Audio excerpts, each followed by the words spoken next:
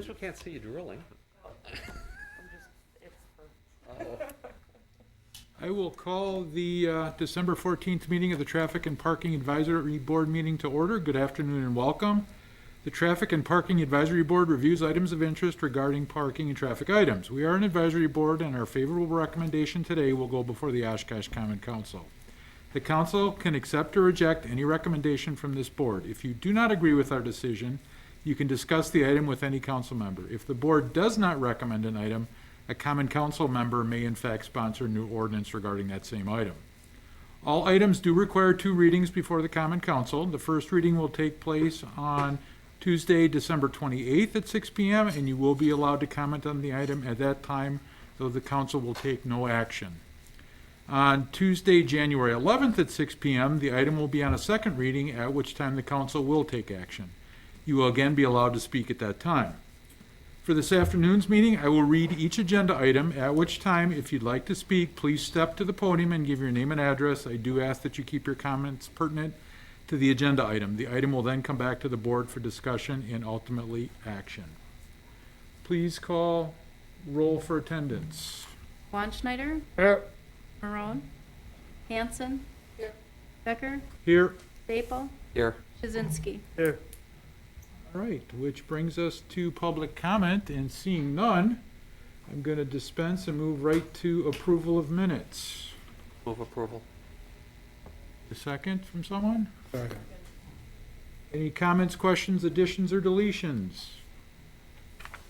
Seeing none, I will ask for the roll to be called on approval of minutes. Wanschneider? Yeah. Hanson? Becker? Aye. Staple? Aye. Shazinski? Aye. Next item being old business. I don't believe there is any, Mr. Collins. Okay, well then we will move to new business. First item being, oh, I skipped over, oh, never mind, sorry. It's been a long day. First item of new business, allow parking on West 9th Ave, both sides, from 60 feet west of Oakwood Road on the north side and 126 feet west on the south side to Linden Oaks Drive. Need a All second. right.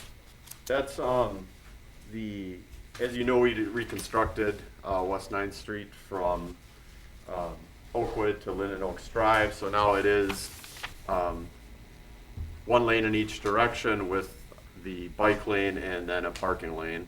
I'd pull it up, but you obviously wouldn't do much good because it just got reconstructed. So there was no new pictures. But I've driven out there many times. It looks really nice. We took care of the bike lanes previously. Now we need to take care of the parking. So per the council direction, parking will be allowed, and that basically is how the road is currently striped. So this item will then update the ordinance to match what's currently out there for the layout of the new street. Has there been any feedback from the public, Mr. Collins, on now that it's striped and been used for a while?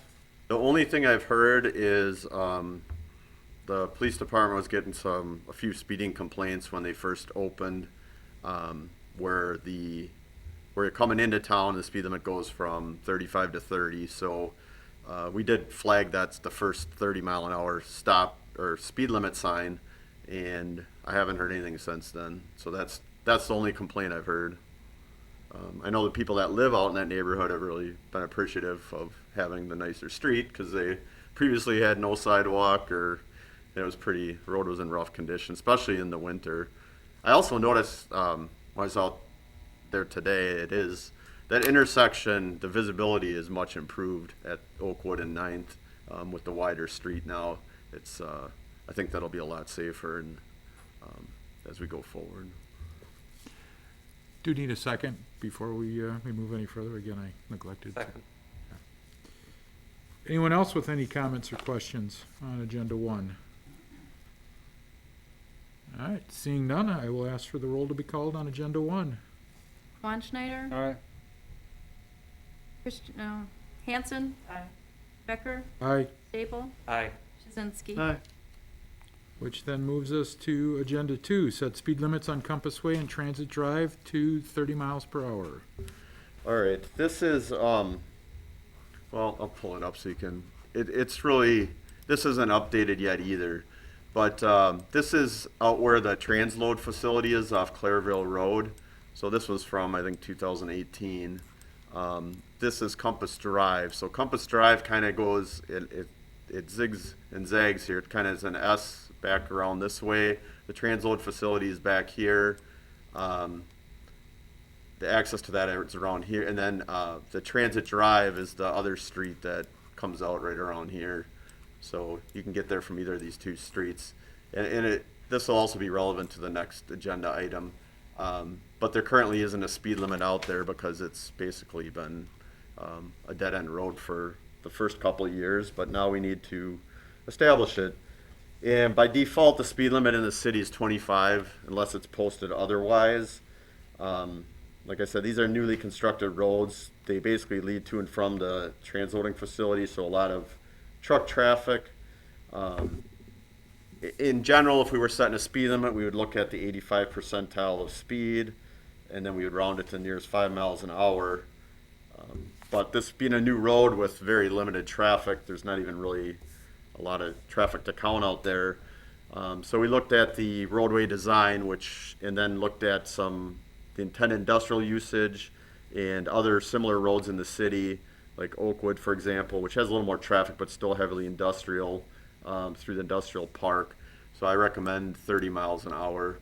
I talked with our engineering department. We did consider 35, but knowing that most traffic generally is going about 5 miles over that limit anyway, that would get it going pretty good through there. And there, like I said, this road, if you get a chance to drive out there, it's pretty curvy. It kind of goes like this and then back this way like an S, and then once you get over here, it curves again throughout this way and back this way. So we feel 30 is appropriate.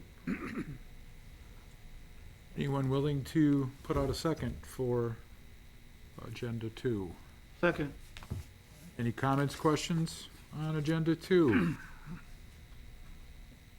Again, seeing none, I will call the roll, or ask that the roll be called for Agenda 2. Schwanschneider, Aye. Hanson, Becker, Aye. Staple, Aye. Shazinski. Aye. All right, Agenda 3, designate Clairville Road as the through street at its intersection with Compass Way and Transit Drive. This is related to the same thing. These are the two new roads that I mentioned, the Clairville and, Compass Way and Transit Drive off Clairville.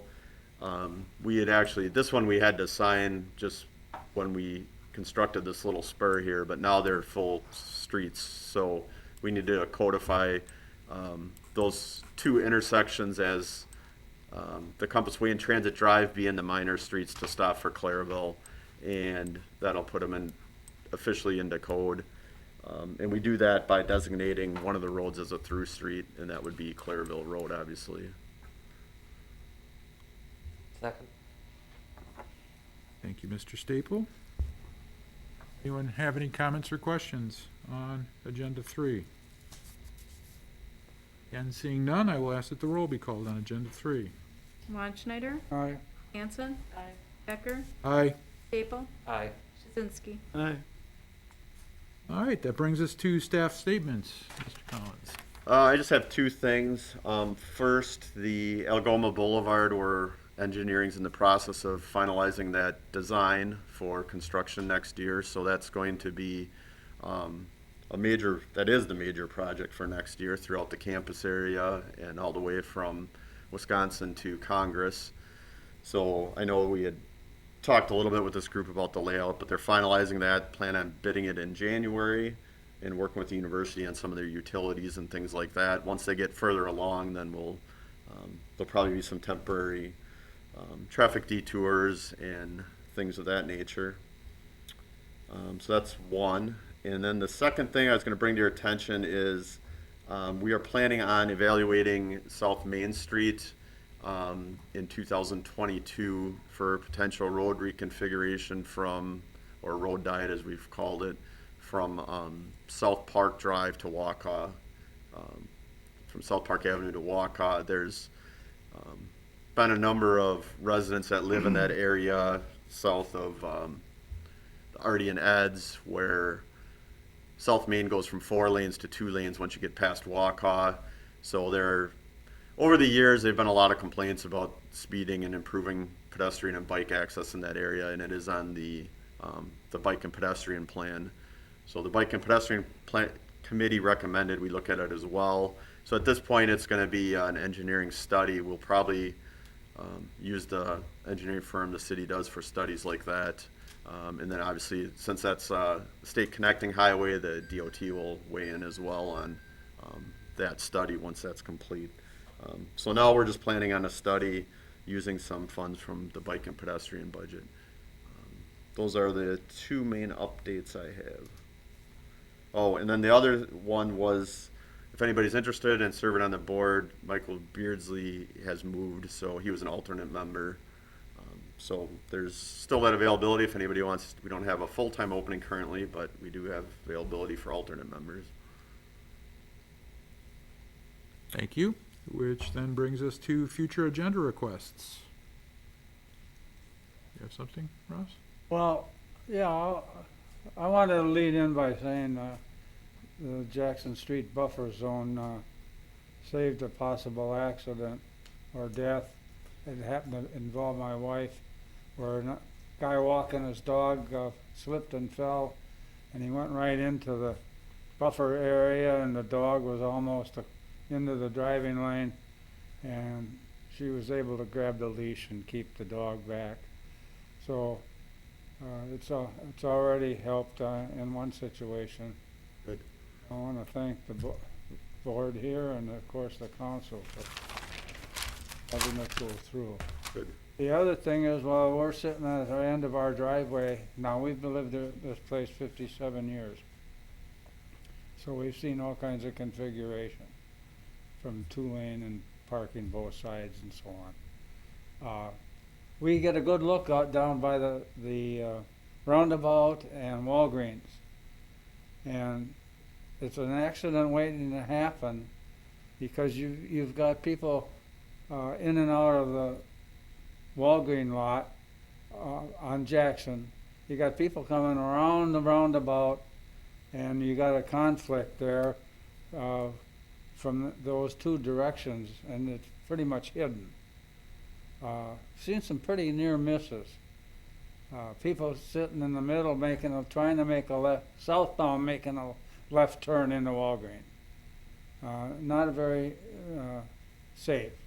You have people coming around heading south, and they want to make a left turn and go into Walgreens, which is natural. I mean, they got a drive-through that way. But the whole solution has got to be more use of Kentucky. They got to go out of their way to go. We go south to go north out of our driveway for a long time.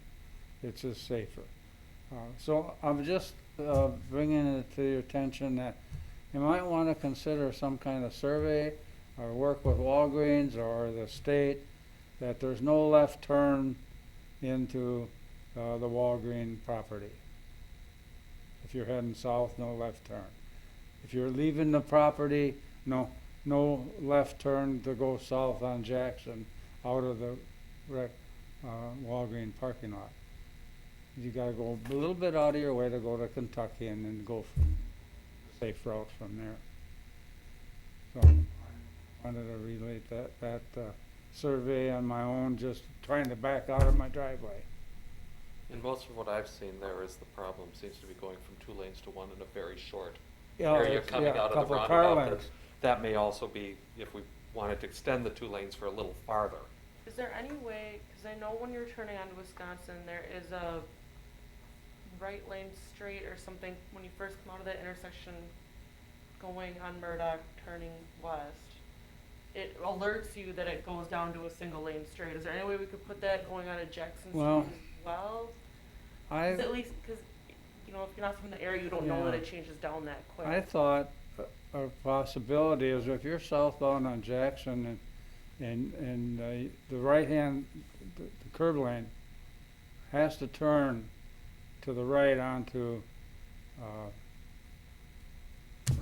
Murdoch, thank you. Because the streets aren't lined up in the first place, the lanes. And the right lane on Jackson before Murdoch is really offset. So if everybody in that lane must go turn right. It would help clear up space halfway around the roundabout so people could make a safe left turn into Walgreens. Does that make sense? Yeah, I'm not exactly sure, because the other thing I found is there's quite often a school bus right after you get there, parked, waiting for your kid to come in, or a garbage truck. And you're coming off that roundabout, going from 2 lanes to 1 all at once, and then you've got, and how you solve all that, because that all happens within about a block area. Yeah, and of course, that school bus thing is not a very long stretch of time, but it does. But they pile up pretty fast, because Oh, yeah. it's right at the busy time of day Oh, on the yeah. street. It'll take some thought and some survey and some research, and imagine the state would have to be involved on it, Jim. Yeah, I can answer a couple of those things. We do have the markings both on the pavement and the signs that show it goes where it merges. And we did want, the engineers that did the initial design, designed it to start further south, but from the citizen input, they wanted it further north. So that's kind of where it ended up where it is. Okay. So that is true. It would be, from a traffic standpoint, you'd probably make the transition further south, but from the citizens, their input, they wanted it further north, so, and those are all things that they looked at as part of the traffic study, so it'd be hard to go back on it now, but I know and the same thing with Walgreens, I know when they do developments like that, they're required to do traffic studies and traffic impact analyses, so I'd have to go back and see what they did at that time, but they would have had to meet the zoning code to put the driveway there, and they would have had to studied the left turning vehicles in and out. So to go back now would probably be difficult, but I can look and see what was done back then, see if there's anything that changed. Other than the road configuration.